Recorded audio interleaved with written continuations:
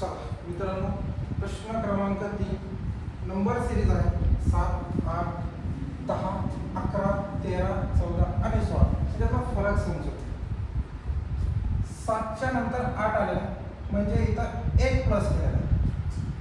8च्या नंतर 10 आलाय, किती प्लस केले तर 2 प्लस केले. पुन्हा बघा 10च्या नंतर 11 आले म्हणजे 1 प्लस केला. पुढे बघा 11च्या नंतर 13 आला, किती प्लस केले तर 2. म्हणजे सिरीज काय बघा, प्लस 1 प्लस 2 प्लस 1 प्लस 2. पुढे बघा पुन्हा प्लस 1. 14च्या नंतर 16 प्लस 2. पुढे बघा plus 1 plus 2 plus 1 plus 2 plus 1 plus 2. पुढे किती असणार आहे प्लस 1. 16 प्लस 1 किती 17. 17 हे तुमचं उत्तर. चला दुसरा प्रश्न बघूया. प्रश्न क्रमांक 7. हे बघा एक गुणाकार आहे आणि गुणाकार थोडा मोठा आहे. तुम्हाला तो गुणाकार रेग्युलर पद्धतीनेच करावा लागेल. बघूया आपण काय होते ते. बघा 431.2 गुणिले 52.5 रेग्युलर पद्धतीने गुणाकार करावा लागेल. त्याला कुठलीही शॉर्टकट नाही. बघूया गुणाकार करून 5 ने वरती म्हणून टाकूया. 5 गुणिले 10 0. हातचा राहिला 1. 5 1 5 आणि 1 6. हे बघा 5 ने 3 ला गुणाकार करा. 5 3 15. 5 हातचा राहिला 1. 5 चौक 20. 20 आणि 1 21. दुसरा डिजिट घेताना एक स्थानी एक शून्य व्हावा. दोन्ही वरती म्हणून टाका. 2 दोन्ही 4. 2 1 2. 2 त्रिक 6. 2 चौक 8. तिसरा डिजिट घेताना 2 शून्य व्हावा. एकक आणि दशक स्थानी 5 ने गुणाकार करा. 5 दोन्ही 10. 1 राहिला बाकी. 5 1 5 आणि 1 6.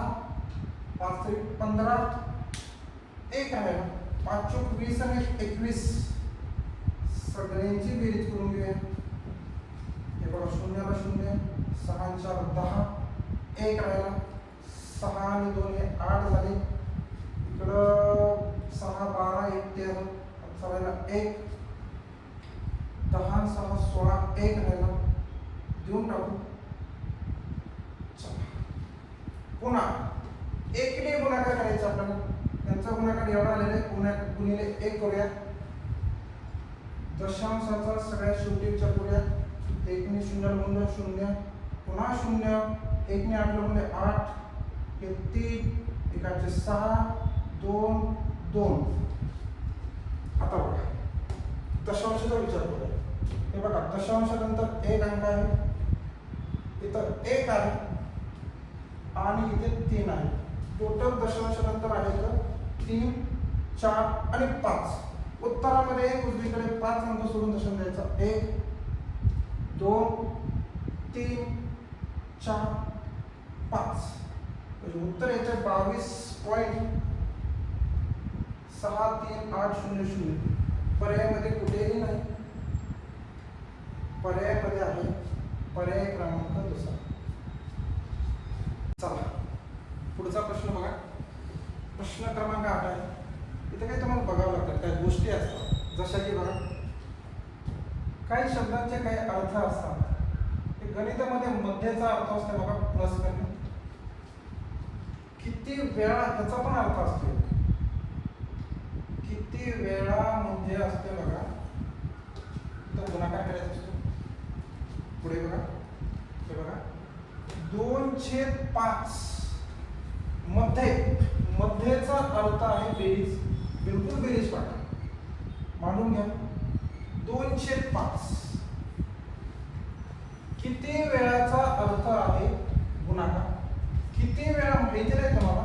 तुम्ही करायचं x वेळा आणि ह्या सगळ्यांची बेरीज येते बघा 2. बॉडमासनुसार सगळ्यात अगोदर तुम्हाला गुणाकार करावा लागतो. गुणाकारला बॉक्स बनवून घ्या. हे बघा 2/5 जशा बसवले तुम्ही प्लस गुणाकार करायचा. 2 गुणिले x वरच्यांचा गुणाकार करायचा. 2 गुणिले x म्हणजे 2x छेद 5 बरोबर 2. दोन्हीकडे छेद सारखा, दोन्हीपैकी एक घेऊन टाका. वरच्यांची बेरीज आहे तर बेरीज, मला पण बेरीज करायची नाही तुम्हाला. 2x बरोबर 2. हे बघा 5 इथं भागाकारात आहे, इकडे गेला की तो गुणाकाराचा होतो. म्हणजेच काय होणार 2 प्लस 2x बरोबर 2 गुणिले 5. त्या दोघांचा गुणाकार करून खाली घ्या. तसंच मानून घ्या 2 प्लस 2x बरोबर गुणाकार येतोय बघा 10. 2 इकडे प्लस आहे, पलीकडे गेला की मायनस होतो. त्याला पलीकडे मायनस करा. हा झाला 2x कशा तसा बरोबर 10 मायनस 2. इकडे लिहूया काय होणार आहे बघा. 2x जशा तसा त्यांची दोघांची वजाबाकी इथे 8. 2 इथे गुणाकारात आहे, इकडे गेला की तो भागाकार होतो. म्हणजेच काय होणार x बरोबर 8 भागिले 2. त्याचा भागाकार करूया. 2 एक 2, 2 चौक 8 म्हणजेच x बरोबर येतोय 4. x बरोबर 4. ऑप्शन मध्ये बघूया. हे बघा ऑप्शन क्रमांक 4 तुमचं उत्तर आहे. चला पुढील प्रश्न बघूया. प्रश्न क्रमांक 12. त्याच्यामध्ये काही गोष्टी दिलेल्या आहेत तुम्हाला. प्रश्न एकदम साधा आहे तुमचा. बघूया मी काय काय म्हणतो. त्याने डॉलरचा अर्थ सांगितलं तुम्हाला. तर बघा हे डॉलरचा अर्थ सांगितलं. डॉलरचा अर्थ त्यांनी सांगितलाय गुणाकार. तुम्ही गुणाकार म्हणा. पुढे सांगितलं पर्सेंटचा अर्थ. पर्सेंट म्हणजे बेरीज म्हणतायत आणि हे 2 चिन्ह तुम्ही इकडे वापरायचे. पहिला पर्याय बघा ते बघा 14 डॉलर आहे. डॉलरचा अर्थ आहे गुणाकार. मांडा येतो गुणाकार किती आहे नंतर 7. पर्सेंटचा अर्थ बेरीज.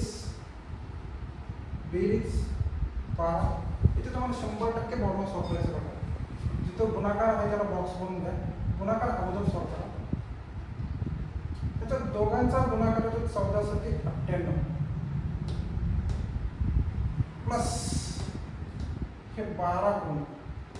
याची जर बेरीज केली तर 110 येतो. मोठा शोधायचा होता. पहिल्याच उत्तर आहे 110. पुढे बघूया.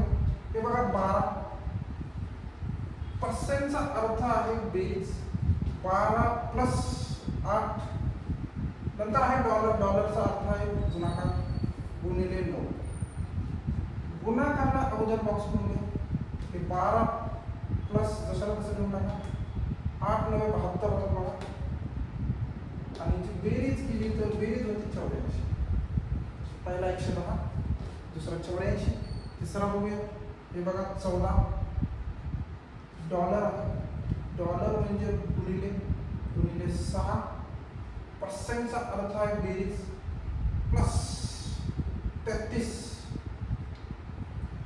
पुन्हा बोनस अगोदर गुणाकारच करावा लागेल.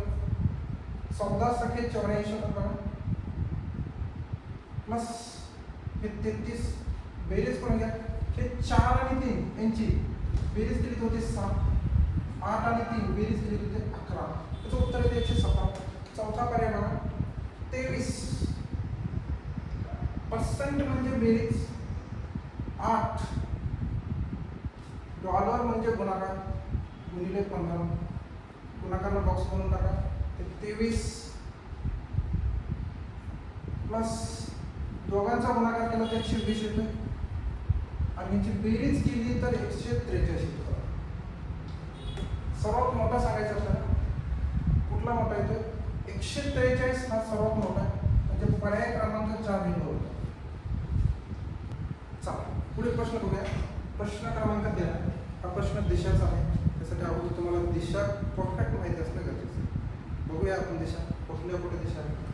तुमच्या उजवीकडे बरोबर उजवीकडे तुमच्या वहीच्या बोर्डच्या उजवीकडे इकडे असते बघा पूर्व दिशा. पूर्वच्या बरोबर अपोजिट किंवा तुमच्या डाव्या साईडला असते पश्चिम. बॉटमला तुमच्या वहीच्या बॉटमला असते दक्षिण. आणि वरती अप्पर साईडला असते उत्तर. अशा प्रकारे दिशा असतात. बघूया गणित काय काय म्हणतात. सुरुवातीपासून सुरू करू. सीता पूर्वेकडे 5 किलोमीटर गेली. कुठूनही सुरू करा. हे बघा इथून सुरू करू आपण. जिथून तुम्ही सुरू करणार आहात ते असते तुमचं मूळचं स्थान. मूळ स्थान असते 5 किलोमीटर. कसंही घ्या, सरळ मागा. हे बघा 5 किलोमीटर पूर्वेकडे. त्याच्यानंतर उजवीकडे वळून तुमचा जसा उजवीकडे हात असतो तसं तुम्ही उजवीकडे वळायचं. हे बघा उजवीकडे वळाय. उजवीकडे म्हणजे ही बाजू येणार, तुमचा उजवा हात इकडे येतो. उजवीकडे 3 किलोमीटर आहे. ठीक आहे, हे बघा 3 किलोमीटर झालं. पुन्हा काय म्हणते, पुन्हा उजवीकडे वळाली. उजवीकडे म्हणजे इकडे वळाली. पुन्हा किती वळाली ती? 5 किलोमीटर.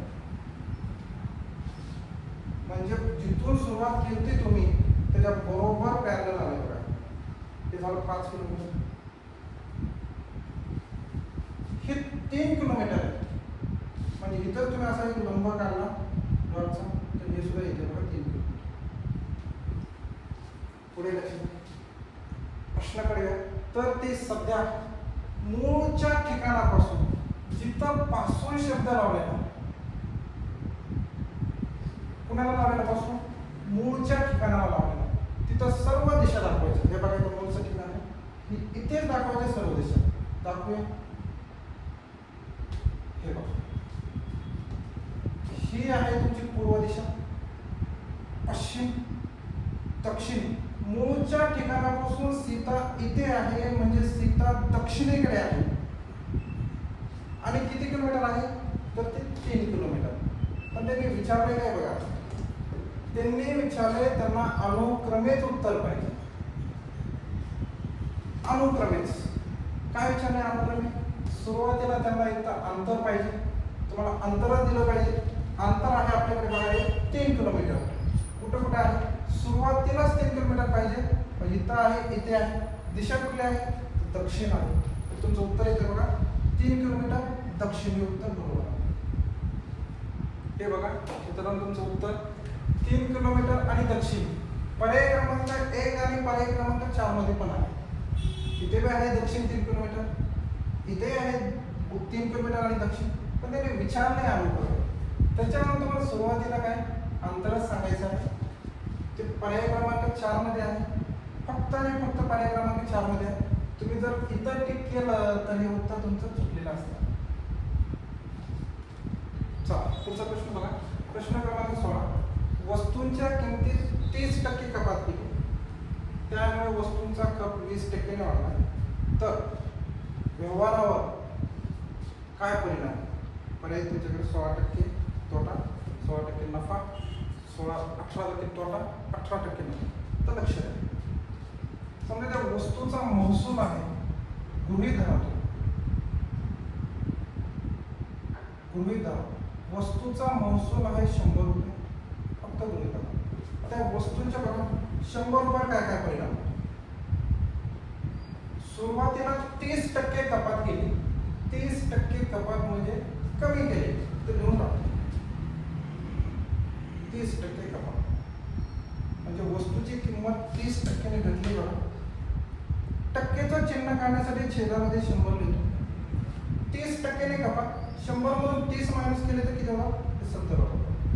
पुन्हा गुणिले बघा. त्याच्यामुळे काय झालंय, कपात केल्यामुळे वस्तूचा कप 20% ने वाढवा. 20% ने 20% ने वाढ झाली. काय होणार? पुन्हा टक्केचं चिन्ह काढण्यासाठी छेदामध्ये 100 लिहितो. 20% ने वाढलं ते होतात 120. हे बघा 100 आणि हे 100 अंश आणि छेद एकत्र होतात. वरती 2 शून्य आहे, छेदाचे 2 शून्य कट होतात. तुमच्याकडे राहिले तर 7 पलीकडे 12. गुणाकार करूया. गुणाकार येतो बघा 84. म्हणजे तुमचा 100 रुपये महसूल होता, आता झाला तुमचा 84 रुपये. काय होते बघा 100 रुपये महसूल होता 84 रुपये झाला. वाढलाय की घटला? तर इथं घट झाली. घट झाली म्हणजे तोटा झाला. किती? म्हणजे जर वजाबाकी करून बघूया आपण. 100 मधून जर 84 तुम्ही कमी केले तर होते 16. 16 म्हणजे 16. पर्यायामध्ये आहे बघा, पर्याय क्रमांक पहिला 16. चला मित्रांनो, पुढचा प्रश्न बघा. प्रश्न क्रमांक 17 हा बोटे संबंधीचा प्रश्न. जरासा वेगळा आहे बघा. एका बोटेमध्ये 5 व्यक्ती बसले बघा. गृहीत धरा ही बोट आहे. बोटेमध्ये बसले 5 व्यक्ती. काय होते बघा, बोटेमध्ये 70 किलो वजनाचा एक व्यक्ती उतरला. जसा तो उतरला तसं त्याला इकडे मारून टाका.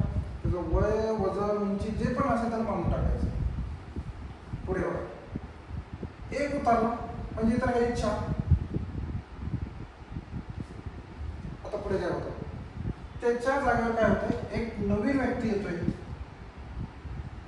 पुन्हा लोक झाले 5. परंतु काय होतं बघा, तेव्हा वजनाची सरासरी 2 kg ने वाढते. वजनाची सरासरी 2 kg ने वाढते. वाढते 2 kg ने वाढते म्हणले की प्लस करा 2 kg. जर वजनाची सरासरी वाढत असेल तर इथं प्लस करा,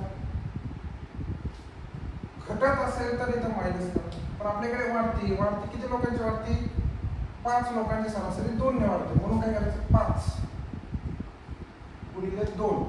हे बघा 70 प्लस 5 गुणिले 10 टोटल होतात 80 kg. नवीन व्यक्तीचे वजन किती, 80 kg. चला मित्रांनो, पुढचा प्रश्न बघा. प्रश्न क्रमांक 17. एका बोटीमध्ये 5 व्यक्ती बघा. बोट म्हणून दाखवतो तुम्हाला. गृहीत धरा ही बोट आहे. बोटेमध्ये 5 व्यक्ती आहेत. 5 व्यक्तीपैकी एक व्यक्ती बोटीच्या खाली होतो. दिले तुम्हाला. आणि त्याचं वजन आहे 70 kg. जसा तो बोटीच्या खाली उतरतो तिथं लिहून टाकायचं. त्याचं वजन, वय, उंची जे असेल ते लिहून टाकायचं. ठीक आहे. आता इथे राहिले 4 व्यक्ती. एक उतरला म्हणल्यानंतर त्याच्या जागेवर काय होतं, एक नवीन व्यक्ती होती. पुन्हा लोक झाले 5. पण नवीन व्यक्ती आल्याच्या नंतर काय होते, सरासरी 2 ने वाढते. जर सरासरी वाढत असेल तर इथं प्लस का, घटत असेल तर मायनस का. आपल्याकडे वाढते, किती वाढते, तर 2 ने वाढते. पुढे वाढते 5 लोकांची सरासरी 2 ने वाढते. मला इथं 5 लोकांची सरासरी 2 ने वाढते. म्हणजे गुणिले 2 करून टाका. हे बघा, 70 प्लस, तर दोघांचा गुणाकार केला तर 10 येतो. बघा 70 प्लस नाही केलं तर 80. म्हणजे नवीन व्यक्तीचे वजन झालं 80 kg. अगोदरचा व्यक्ती होता 70 kg. नवीन व्यक्ती आहे 80 kg. 70 80 झाले म्हणजे 10 kg ची वाढ झाली. पर्यायामध्ये आहे, पर्याय क्रमांक 3. चला पुढील प्रश्न बघा मित्रांनो. प्रश्न क्रमांक 22 आहे. हा लसावी आणि मसावीचा प्रश्न आहे. त्यासाठी एक फॉर्म्युला वापरतो. कुठला बघा, पहिली संख्या गुणिले दुसरी संख्या बरोबर मसावी गुणिले लसावी, असा एक फॉर्म्युला आहे. त्यातली पहिली संख्या आणि दुसरी संख्या कोणत्या बघा. पहिली संख्या आणि दुसरी संख्या आहे. मागूया हे बघा, 6x गुणिले 8x बरोबर त्यांचा मसावी आहे 14. लिहून टाकू. 14 गुणिले मसावी 168 आहे. आता काय करणार, नंबरचा गुणाकार करून घ्या. 6 गुणिले 8 8 का 48 होतात. x गुणिले x यांचाही गुणाकार करावा लागतो. x गुणिले x म्हणजे x चा वर्ग बरोबर हे आहे तसंच म्हणून टाका. 14 गुणिले 168. 48 इकडे गुणाकारायचा, इकडे आलं की तो भागाकार दिसतो. म्हणजेच काय करा बघा, इकडे फक्त x चा वर्ग होतो. x चा वर्ग बरोबर 14 गुणिले 168 भागिले 48. कमी करा, 8 ने कमी होईल. हे बघा 8 × 48, 8 × 16 म्हणजे 8 एक 8. पुढे बघा 21 आणि 6 ला 3 ने कमी होईल. हे बघा 3 2 6, 3 7 21, 2 ने वरी कमी करा, 2 1 2, 2 7 14. पुढे काय होणार आहे बघा, x चा वर्ग बरोबर हे 7 आणि हे 7 मध्ये 7 गुणिले 7, x चा वर्ग बरोबर 49 होत आहे. दोघांचा वर्गमूळ घेऊन टाका, त्याचं वर्गमूळ घेतलं ते x येतोय, त्याचं घेऊन टाकलं तर हा 7 येतो. म्हणजे x ची किंमत आली 7, पर्याय क्रमांक तसा. चला पुढचा प्रश्न बघा मित्रांनो, प्रश्न क्रमांक 23 हा घातांकाचा प्रश्न आहे. तुम्ही व्यवस्थित लक्ष द्या. हे बघा घातांकाचा नियम आहे काय, जेव्हा दोन संख्या भागाकारात असतात, उदाहरण सांगतो आणि त्यांचा पाया समान असतो, त्यांचा घातांक काही असतो, त्यांच्या घातांकाची वजाबाकी होते, दोन्हीपैकी एक पाया ठेवायचा. घातांकाची वजाबाकी होते, घातांकाची वजाबाकी नाही, बस एवढंच आहे. बघूया आपण इकडे गणिताकडे. हे बघा यमचा तिसरा भागिले यमचा मायनस तिसरा, त्याच्या समोर दिले बघा बरोबर यमचा प्रश्नचिन्ह. आता घात पायासारखा दोन संख्या भागाकारात, घातांकाची वजाबाकी माना, दोन्हीपैकी एक पाया ठेवा, घातांकाची वजाबाकी माना 3 मायनस,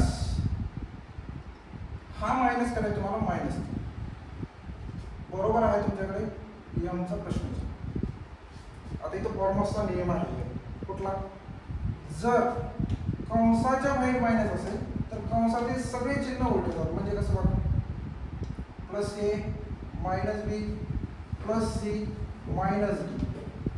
कंसाच्या बाहेर मायनस असेल तर कंसाचे सगळे चिन्ह उलटे करायचे. म्हणजे काय बघा, हा प्लस ए होता, बाहेर आला की मायनस ए होता, हा मायनस बी होता, बाहेर आला की प्लस बी, हा प्लस सी होता, बाहेर आला की मायनस सी, हा मायनस बी होता, बाहेर आला की प्लस बी. तसंच इथे बघा, कंसाच्या बाहेर मायनस आहे, कंसातील सर्व चिन्ह उलटे करायचे, -3 होता, बाहेर आला की +3. म्हणजे यम चा तिसरा कंसातील चिन्ह उलटे करायचे, -3 होता, +3 होईल, बरोबर यमचा प्रश्न. हे बघा यम दोघांची बेरीज केली तर 6 होणार आहे, बरोबर. मग हे बघा घातांक आला 6, बरोबर प्रश्नचिन्ह. तुमचं उत्तर आहे पर्याय क्रमांक 4. चला मित्रांनो लक्ष द्या, पुढचा प्रश्न आहे बघा, प्रश्न क्रमांक 26.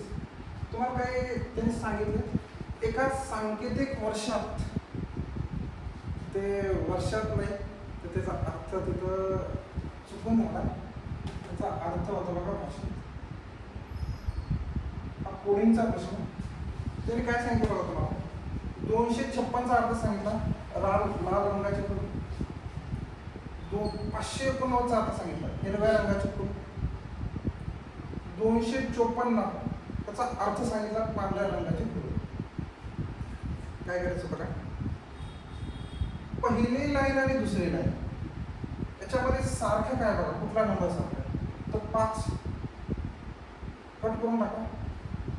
जसं इकडे 2 अंक कॉमन येतं तसे पण इकडे 2 शब्द कुठले तर कॉमन असणार आहेत. कुठले, रंगाचे. त्याला कट करून टाका. म्हणजेच काय बघा, 5चा अर्थ आहे रंगाचे. पुढे बघा, पहिली आणि तिसरी लाईन बघा काय कॉमन सापडतं तुम्हाला. इथे 2 आहे, इथेही 2 आहे, 2 ला कट करून टाका. इकडे काय बघा, पहिली आणि तिसरी लाईन, इथं तुम्हाला सापडते बघा खडू. म्हणजेच काय, 2चा अर्थ होतो खडू. तुमचा प्रश्न आहे, पांढऱ्या या शब्दाचा संकेत कोणता. ते बघा, रंगासाठी आपण लिहिलेले 5, इथेही 5 आहे, 5 ऑलरेडी करतो तुमचा कटला. पांढरा एक शब्द आहे, त्याच्यासाठी कोड एकच शिल्लक आहे, 4 लिहून टाकू. 4 साठी पांढरा. मानतो. हे बघा 4 ऑप्शन क्रमांक आहे 2 उत्तर आहे 4.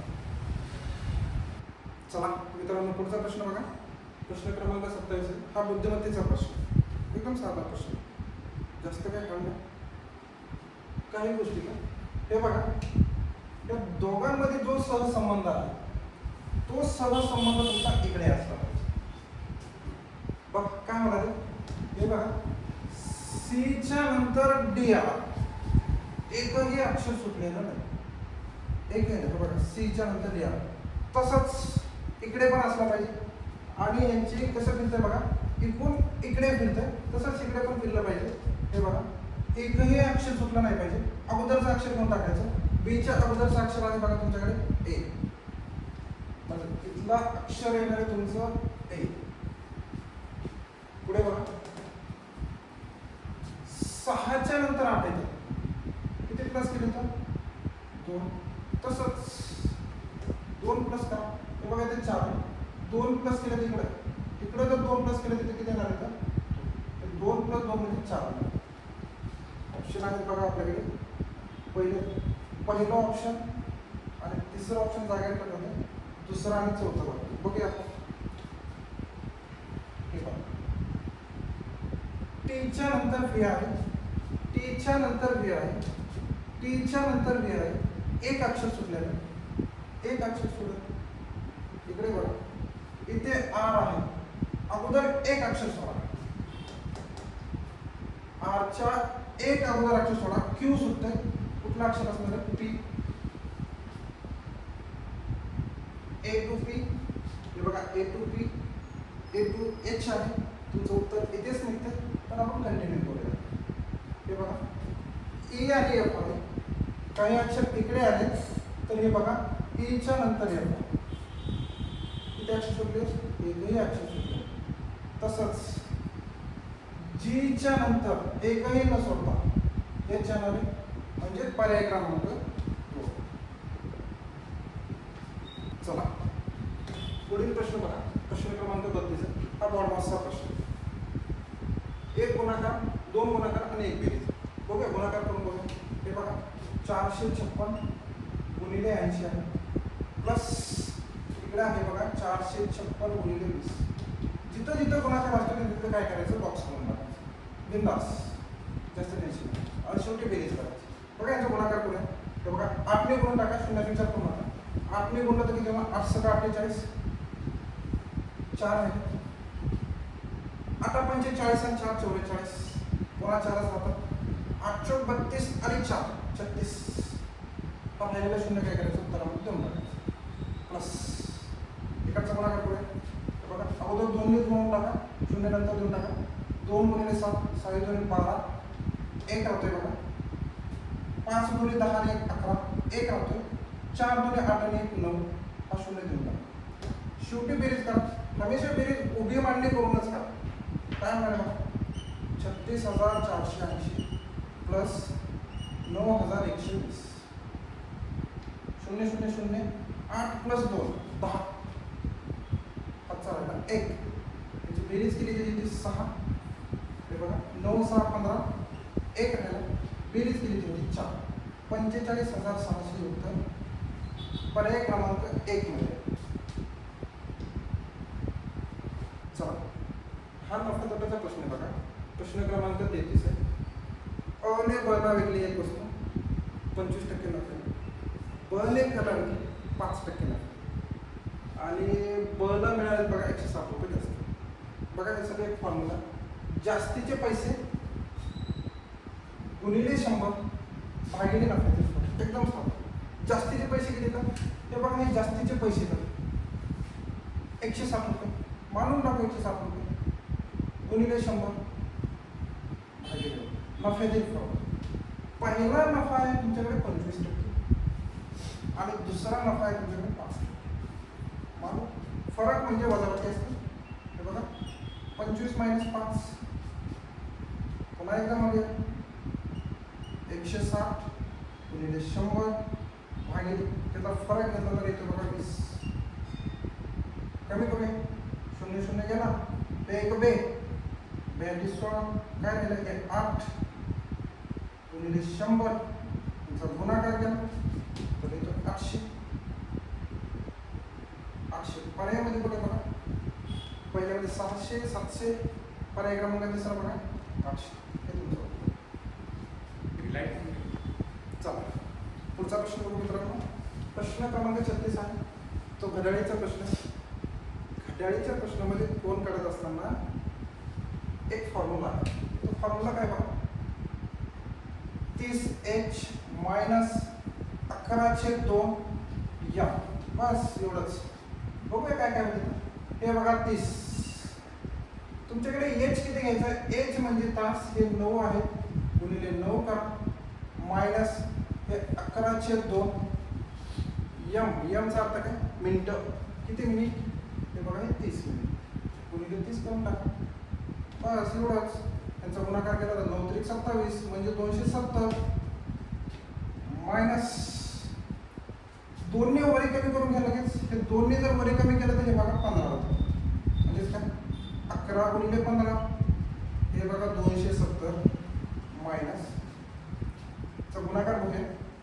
15 10 दिलीशे 150 आणि 15 1 15 दोघांची बेरीज केली तर 165. याचा गुणाकार येतो बघा 165. वजाबाकी केली तर याची वजाबाकी येते बघा 105.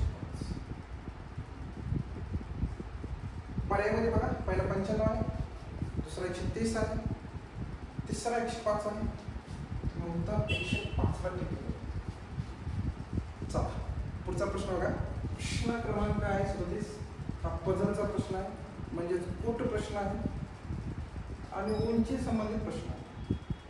बघूया काय काय होतं. बघा त्यांचे बॉटम ठरवूया आपण काय दिलं, इथून सुरुवात करूया. कोण कोणापेक्षा उंच आहे, कोण कोणापेक्षा लहान आहे बघूया. हे बघा, एका कुटुंबात वसंत वैभवपेक्षा लहान आहे. वसंत कोणापेक्षा लहान आहे, वैभवपेक्षा. इथं मानूया आपण वैभव. बघा समजून घ्या तुम्ही. वसंत लहान आहे वैभवपेक्षा. समजा वैभवची उंची एवढी असेल किंवा वय असेल, हे बघा हे वसंत लहान आहे म्हणल्यानंतर कुठं तुम्ही इथं दाखवा वसंत लहान दाखवा. ठीक आहे, पुढे बघा. दुसरी लाईन बघा. वासंती सुनंदापेक्षा मोठी आहे, पण आपल्याकडे ना वासंती मानले ना सुनंदा मानले.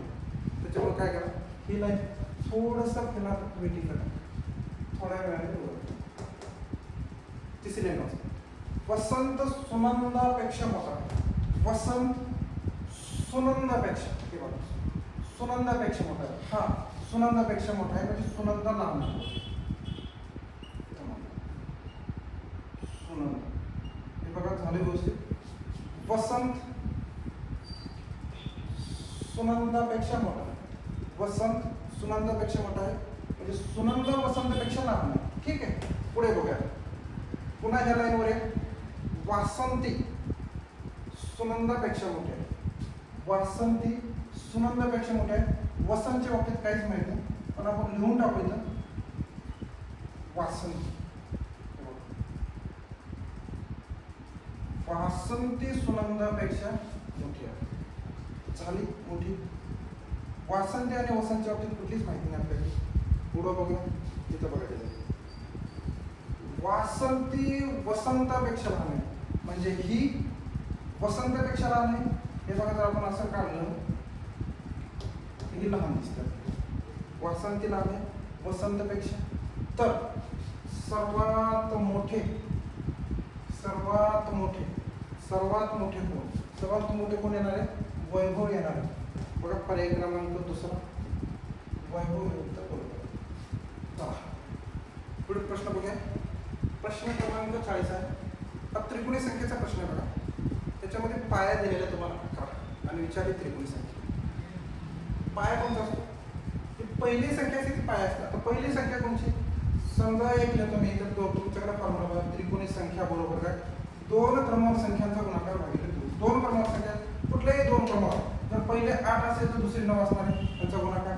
पुढे बघा, पहिले 10 असेल तर दुसरी 11 असणार आहे, पहिले 15 असेल तर दुसरी 16 असणार आहे. त्यांना म्हणायचं क्रमवार. आणि या क्रमवारमध्ये पहिली संख्या जी असते त्याला म्हणायचं पाया.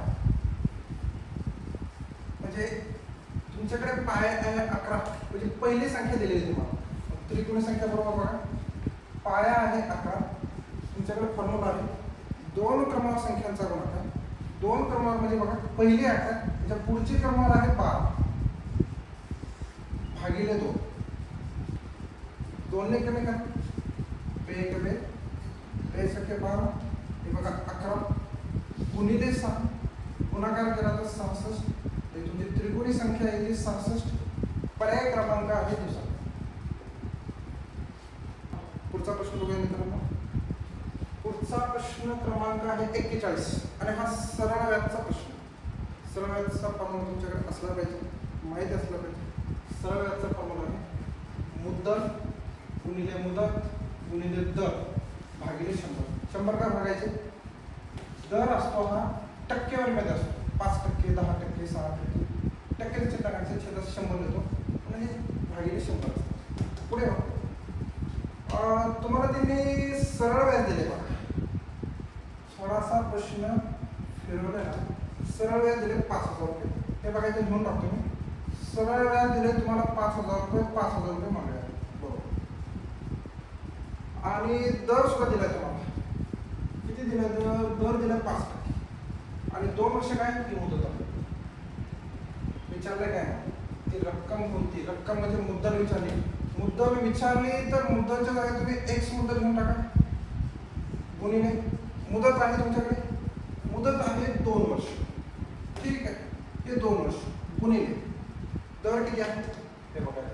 दर आहे 5% भागिले 100. पुढे बघा काय आम्हाला हा 100 इकडे भागिले इकडे गेला की तो गुणिले येतो. म्हणजे इथं छेदात आहे तर इकडे अंशात येतो. आणि हे 2 आणि 5 इकडे अंशात इकडे आले किती होतात छेदामध्ये.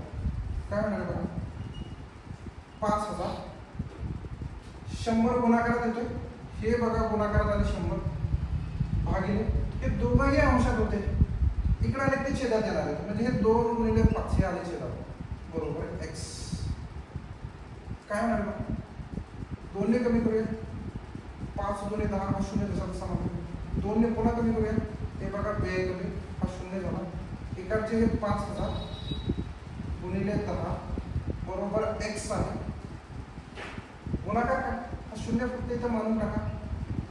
5000 होते 10 ने गुणलं तर काय करायचं 0 म्हणून टाकायचं फक्त बरोबर एक्स. म्हणजे मुद्दल आहे तुमच्याकडे 5000. पर्याय क्रमांक 30 मध्ये पर्याय क्रमांक 1 मध्ये 30, पर्याय क्रमांक 2 मध्ये 40000, पर्याय क्रमांक 3 मध्ये 50000 आहे.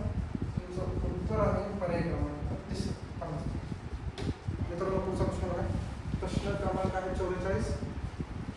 हा रांगेवरचा प्रश्न. हा कितीही प्रश्न सोपा असला तरी याला मानूनच करायचं. ओके चला बघा. आणि रांगेच्या प्रश्नासाठी एक फॉर्म्युला वापरतो आपण. रांगेतील एकूण व्यक्ती बरोबर समोरून क्रमांक प्लस मागून क्रमांक मायनस 1 असा फॉर्म्युला त्याचा. समोरून क्रमांक किती आहे बघा. समोरून क्रमांक आहे 10. हे बघा 10 प्लस तिचा मागून क्रमांक किती तर मागून क्रमांक आहे 7. मागून क्रमांक आहे 7 मायनस 1 हा -1 करायला विसरायचा. काय म्हणतात हे बघा 10 + 7 17 -1 म्हणजे वजाबाकी केली तर 16. रांगेतील एकूण व्यक्ती किती 16. ऑप्शन मध्ये आहे बघा ऑप्शन क्रमांक 1 16. चला मित्रांनो पुढचा प्रश्न बघूया. प्रश्न क्रमांक 45.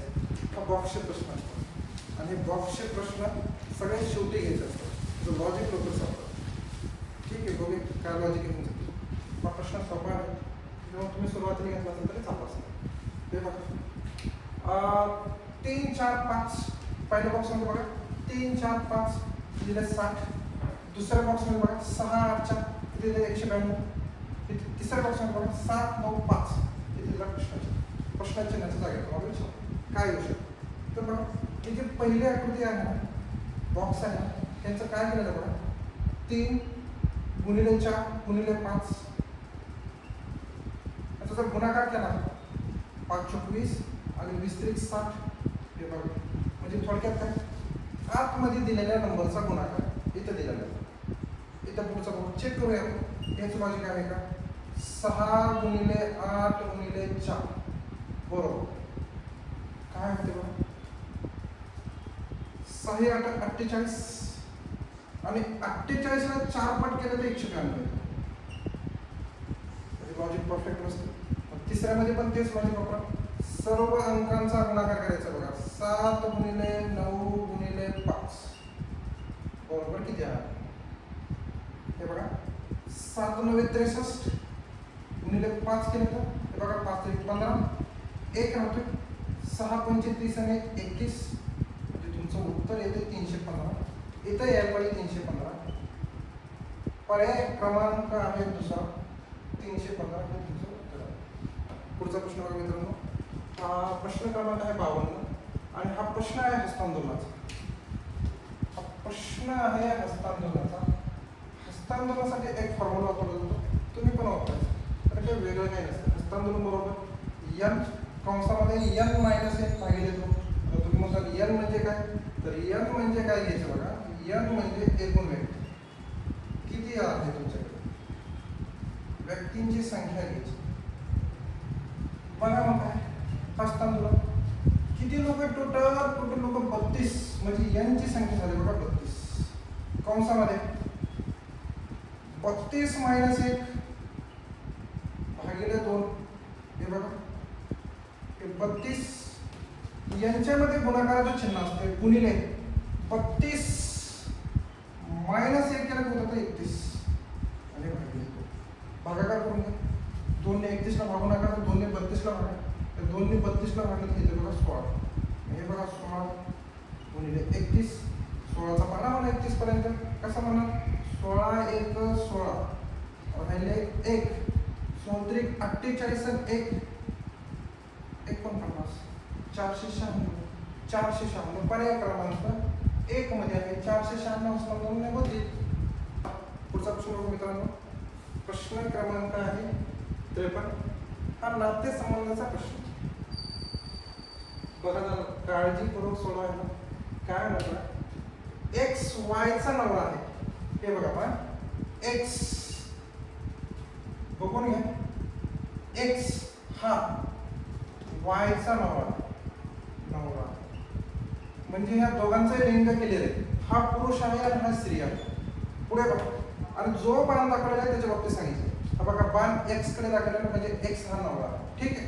पुढे बघा डब्ल्यू इथे बघा डब्ल्यू एक्स ची मुलगी आहे डब्ल्यू एक्स ची मुलगी आहे हे बघा दुसऱ्या पिढीतला नातं आहे. हे काही तुलून टाकतो मी डब्ल्यू ही एक्स ची मुलगी आहे ही मुलगी आहे ही मुलगी आहे मग तुम्ही एक विचार करा ही मुलगी आहे मग हा कोण असणार आहे वडील हा हे कोण असणार आहे आई असणार आहे. ठीक आहे पुढे बघूया झेड डब्ल्यूचा नवरा आहे झेड डब्ल्यूचा नवरा आहे इकडे दाखवा हे बघा झेड हा नवरा आहे इकडे बाण दाखवा ज्याच्या बाबतीत सांगितलं त्याच्याकडे बाण दाखवा हे बघा झेड हा झेड डब्ल्यूचा नवरा आहे हे बघा डब्ल्यूचा होते बघा डब्ल्यूचे वडील हे एक्स आणि आई वाय आहे डब्ल्यूचा नंबर झेड आहे झेड म्हणजे झेडचा एक्स हा सासरा आहे आणि वाय ही सासू आहे. इथपर्यंत लक्षात आलं. पुढे बघा एन झेडची मुलगी आहे एन ह्याची मुलगी एन झेडची मुलगी आहे ही मुलगी आहे लक्ष द्या.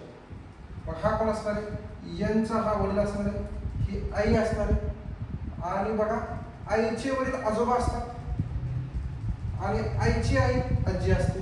मग बघा ही बघा हिची मुलगी ही आता झेडची ही मुलगी आहे म्हणल्यानंतर ही डब्ल्यूची सुद्धा मुलगीच आहे कारण ते वरचे दोघं जण नवरा बायको डब्ल्यूची मुलगी आहे.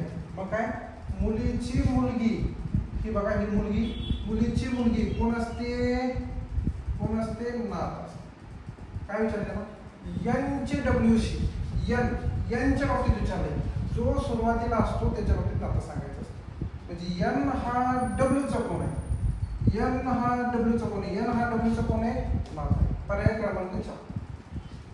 हे बघा मित्रांनो प्रश्न काय एनचे वायचे नाते काय म्हणजे एन हा वायचा कोण आहे हे बघा यांची आई ही आहे आणि हे वडील डब्ल्यूचे वडील हे आहे, डब्ल्यूची आई हे आहे. म्हणजे बघा यांचं वायशी विचारले ना, आईची आई आजी असते. मग हे बघा ही याची मुलगी, मुलीची मुलगी ही कोण असणार आहे, नात असणार. म्हणजे यांचे वायशी नाते म्हणलं तर काय येणार आहे, ही यन ही वायची नात आहे. वायचं जर विचार असतं तर वाय ही यांची आजी असते. म्हणजे पर्याय क्रमांक तुमचा 4.